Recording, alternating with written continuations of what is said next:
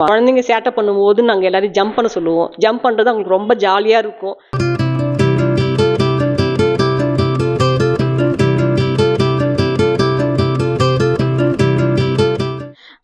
ரொம்ப கோவம்லாம் பட மாட்டாங்க. அவங்க ஸ்வீட்டாக பேசி எப்படியும் டீச்சர் டீச்சர் டீச்சர் அவங்க வந்தாலே வந்து போயிடுவா அவ.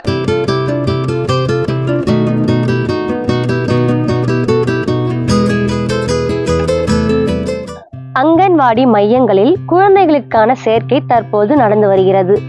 குழந்தைகளின் முதல் கல்வியை தொடங்கும் நாளில் பெற்றோர்கள் மற்றும் அங்கன்வாடி பணியாளர்களின் பங்கு என்ன என்பதை இந்த செய்தி தொகுப்பில் நாம் பார்க்கலாம். வணக்கம், என்னோட பேர் சரிதா. நான் மருதூர் இருக்கிற அங்கன்வாடி பாரதியா ஸ்ட்ரீட்டில் வேலை பார்க்குறேன். என்னோட மையத்தில் 30 குழந்தைங்க படிக்கிறாங்க. அழுதுகிட்டே தான் வருவாங்க.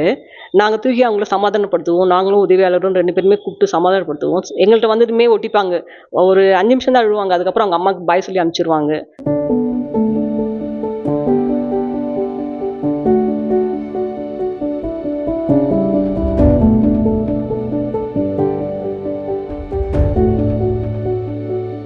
அவங்களுக்கு பிடிச்சமான விளையாட்டு எடுத்து விளையாடுவாங்க. சில குழந்தைங்க டிவி பார்க்க ஆர்வமாக இருப்பாங்க. டிவி போட்டு விடுவோம். இல்லைன்னா வந்து பால் விளையாடுவோம், டென்னிஸ் விளையாடுவாங்க. இல்லைன்னா கதை சொல்லுவோம். அவங்களுக்கு கதை சில குழந்தைங்களுக்கு கதை பிடிக்கும். கதை சொன்னாங்கன்னே ஜாலியாகிடுவாங்க. கதை சொல்கிறாங்க, அத்தை கதை சொல்கிறாங்க. பிடிக்கவே கூடாது, அந்த குழந்தைய மிரட்டக்கூடாது. நம்ம பாசமாக பேசினோம்னா அவங்க நம்ம மடியை விட்டு இறங்கவே மாட்டாங்க. குழந்தைங்க சேட்டை பண்ணும்போது நாங்கள் எல்லாரையும் ஜம்ப் பண்ண சொல்லுவோம். ஜம்ப் பண்ணுறது அவங்களுக்கு ரொம்ப ஜாலியாக இருக்கும். அப் அண்ட் டவுன் சொல்லுவாங்க. வட்டத்தில் ஓடி விளையாடுவாங்க. திரி பந்தான்னு சொல்லிட்டு ஒரு விளையாட்டு இருக்குது. அந்த விளையாட்டு விளையாடுவாங்க.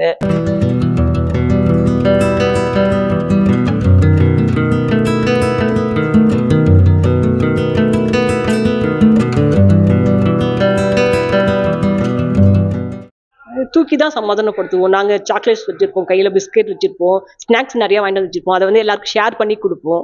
அது கொடுத்தோடனே சமாதானம் ஆகிடுவாங்க. பால்ஸ் விளையாட சொன்னாங்கன்னா பால்ஸ் வந்து தலைக்கு மேலே போடுற விளையாட்டு ஒன்று வச்சுருப்போம்.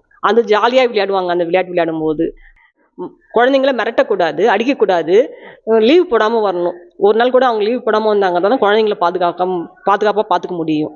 வரணும் காலையில் சீக்கிரமாக குழந்தை வரத்துக்கு முன்னாடி டீச்சர் வரணும். வந்து அவங்க வரும்போது அவங்களை வரவேற்கணும். அப்போ தான் அவங்களுக்கு ஆசையாக வந்து வருவாங்க. அவங்க வரும்போது டீச்சர் இல்லைன்னா இன்னைக்கு டீச்சர் வரலையா அப்படின்ற மாதிரி மூடாட்ட வழிடுவாங்க. அவங்க வரும்போதே வாங்கடா செல்லம் வந்துட்டிங்களா பேர் சொல்லி அவங்க பேர் சொல்லி குட் மார்னிங் சொன்னோம்னா அவங்க நம்ம முன்னாடி அவங்க வணக்கம் சொல்லுவாங்க. நமக்கு வாசல்லே போய் அவங்க நின்று நாங்கள் வணக்கம்னு சொன்னோம்னா அவங்க மறுபடியும் வணக்கம் சொல்லுவாங்க.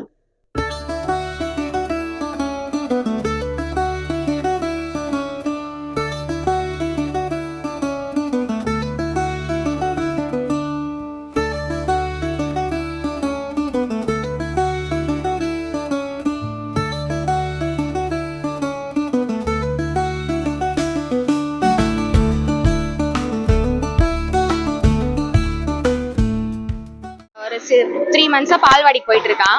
நல்லாவே இம்ப்ரூவ்மெண்ட் இருக்கு. நான் ஃபர்ஸ்ட் பிளே ஸ்கூல்ல தான் பையனை போடலான்னு இருந்தேன். பட் ஆனால் பால்வாடியில பிளே ஸ்கூல்ல விட நல்லாவே பெட்டராகவே பண்றதுனால நான் இங்கே போடுறேன். இன்னைக்கு விஜயதசமி, அதனால தம்பி வந்து இங்க சேர்க்கலான்னு வந்திருக்கோம். பால்வாடியில் பார்த்தீங்கன்னா இந்த 3 months நல்லா பண்ணுறாங்க. மந்த்லி நல்லா மீட்டிங் வச்சு ஒரு டாபிக்லாம் எங்களுக்கு எக்ஸ்பிளைன் பண்ணுறாங்க. நல்லா யூஸ்ஃபுல்லாக இருக்குது. அது மட்டும் இல்லாமல் தம்பியுமே நல்லா இங்கே எல்லாம் நல்லா சொல்லி தராங்களோ அதெல்லாம் வீட்டில் வந்து சொல்கிறான். நல்லாவே இம்ப்ரூவ்மெண்ட் தெரியுது. நிறையா சொல்லி தராங்க. இப்போ ஒரு சின்ன விஷயம்னாலும் அதை வந்து வீட்டில் வந்து அவன் அதை கனெக்ட் பண்ணுறான். ஒரு சின்னதாக ஒரு கேரட்னா கூட அவங்க வந்து இங்கே என்ன சொல்லி தராங்க அதை வந்து நல்லாவே அங்கே இது பண்ணுறான். நல்லா கனெக்டிவிட்டி இருக்குது அவனுக்கு. இதுதான் எங்களுக்கு நாங்கள் எக்ஸ்பெக்ட் பண்ணுறோம். வந்து ரியல் லைஃப் கூட அவன் என்ன இங்கே படிக்கிறானோ ரியல் லைஃப் கூட கனெக்ட் பண்ணணும் தான் நான் வந்து நினைக்கிறேன். அதே மாதிரி பண்ணுறான். அது எனக்கு ரொம்ப பிடிச்சிருக்கு. அதனால நான் பால்வாடியிலே கண்டினியூ பண்ண போகிறேன். இப்போ 3 years ஆகுது. இதுக்கப்புறம் ப்ரீகேஜி பால்வாடியில் போடலான்னு இருக்கேன்.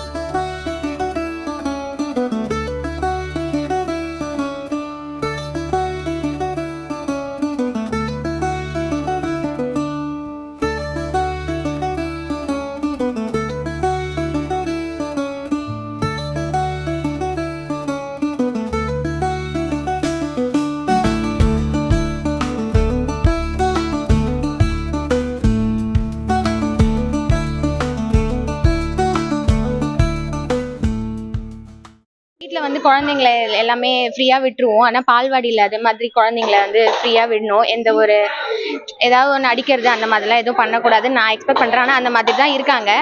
எங்கேயுமே அந்த மாதிரி பசங்களை நம்ம டப்புன்னு அடித்தா அவங்களுக்கு ரொம்ப மனதளவில் அவங்க கொஞ்சம் ஒரு மாதிரி ஆகிடுவாங்க. எதுவுமே அவங்களுக்கு நம்ம வந்து ப்ளேஃபுல்லாக சொல்லி கொடுக்கணும். இப்ப தண்ணி ஊத்திட்டா இங்க பாரு இதுல நீ விழுந்துருவ அந்த மாதிரி அவங்களுக்கு வந்து புரியுற மாதிரி சொல்லணும். அதை விட்டு அவனை அடிச்சுன்னா அவனுக்கு அது வந்து அவன் அந்த மாதிரி மறுபடியும் செய்யணும்னு தான் பார்ப்பான். அதை பண்ண மாட்டான். அதுவே நம்ம வந்து அவனுக்கு கொஞ்சம் இந்த மாதிரி பண்ணக்கூடாது, கொஞ்சம் பொறுமையா அவனுக்கு சொல்லி புரிய வைக்கணும். ஆனா அந்த மாதிரி தான் நான் எக்ஸ்பெக்ட் பண்றேன். அந்த மாதிரி எல்லாம் பால்வாடில இருக்காங்க. எனக்கு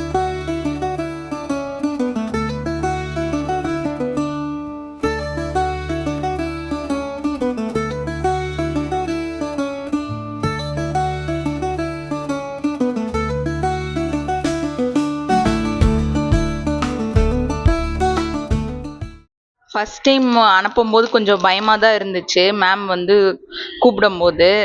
அப்புறம் வந்து எனக்கே ஃபோன் பண்ணி என்ன பண்ணுறா அப்படின்ட்டு, எங்கேயோ அடிச்சு வச்சிருவாங்களோ அந்த மாதிரிலாம் கொஞ்சம் பயமாக தான் இருந்துச்சு. ஆனால் எவ்வளோ சேட்டை பண்ணாலும் அவங்க வந்து பொறுமையாக ஹேண்டில் பண்ணுறாங்க. அதுதான் வந்து பெஸ்ட் குவாலிட்டி. எப்பயுமே பொறுமை தான் தேவை.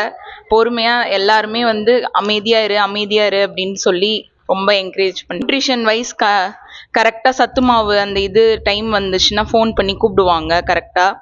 அதுவும் இல்லாமல் முட்டை அந்த மாதிரி டைமுக்கு தருவாங்க. டைமுக்கு இங்கே வந்து லஞ்ச் ப்ரொவைட் பண்ணிடுவாங்க எப்படியும்.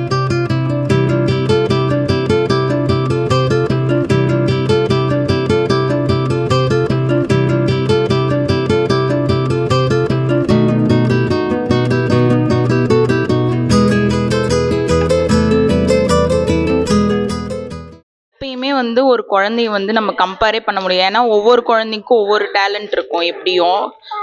எப்படியும் ஒவ்வொரு குழந்தைக்கும் ஒவ்வொரு மாதிரி வந்து டேலண்ட் இருக்கும். நம்ம வந்து எப்பயுமே கம்பேர் பண்ணக்கூடாது. நம்ம குழந்தை எதுல இருக்கோ அதுல வந்து நம்ம ஃபோக்கஸ் பண்றது தான் நம்மளோட இது.